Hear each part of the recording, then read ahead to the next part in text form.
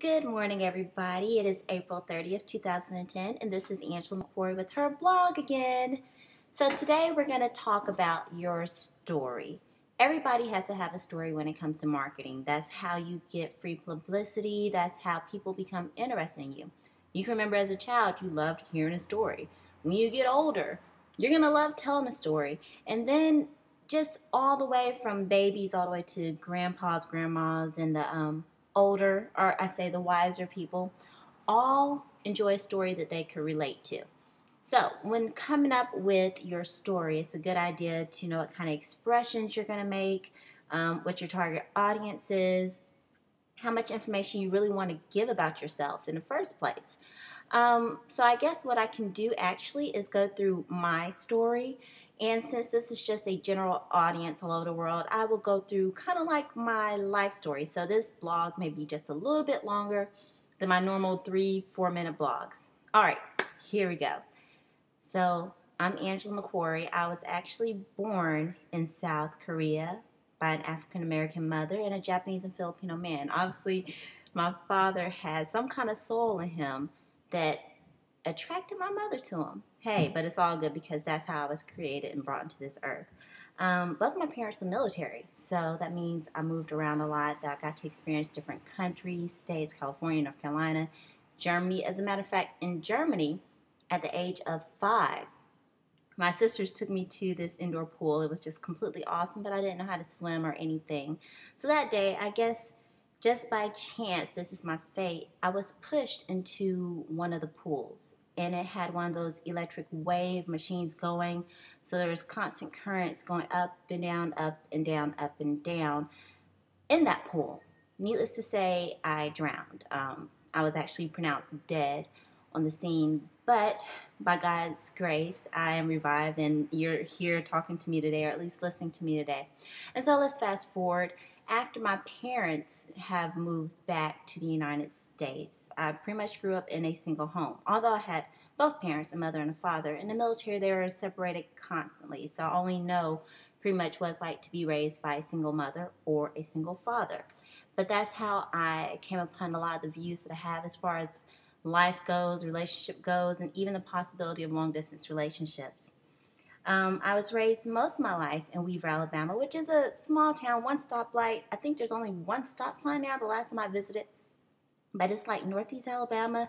Really cool place to grow up, very laid back. It really taught me to appreciate the simple things in life, like the flowers and the rocks. And it just, I don't need all the flashy stuff to make me happy. So simplicity has become ingrained in me because of that upbringing.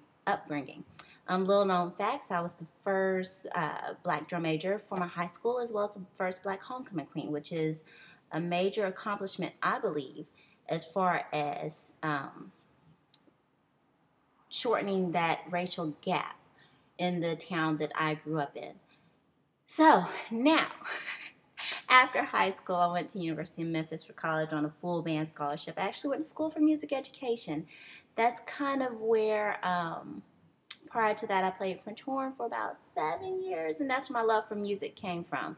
I have the technical aspects. I understand the composing. I understand what to listen for, and I understand this universal language of this world, and so I have such an appreciation for music. Needless to say, I didn't finish it for music education because in the real world, I figured out you can't make any money unless you have a PhD, and I had a life to live. I've had love. I've lost love. I had my first business when I was 13, technically, but that was a lawnmower business. Can you imagine a little short little me pushing a lawnmower up and down the street, mowing people's grass, $40 a yard. That was a lot of money for a 13-year-old. But then at 21, I had my own dry cleaners with my ex-husband. And then it just kind of snowballed from there. The entrepreneur spirit stayed in me. So throughout the years, I've been groomed for marketing. I love marketing.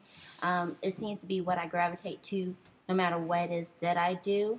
As a matter of fact, I was in the marketing department for the Peabody Hotel, which is a historic hotel in Memphis, Tennessee, for about 2 years. Learned a lot about what I do and what I don't want to do. And then by happenstance, I happened to start dating a musician.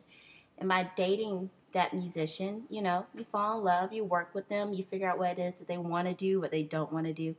And although the love didn't really last, the lessons learned as far as what an artist needs in order for them to succeed in their trade was given to me. So that was a gift that he gave to me.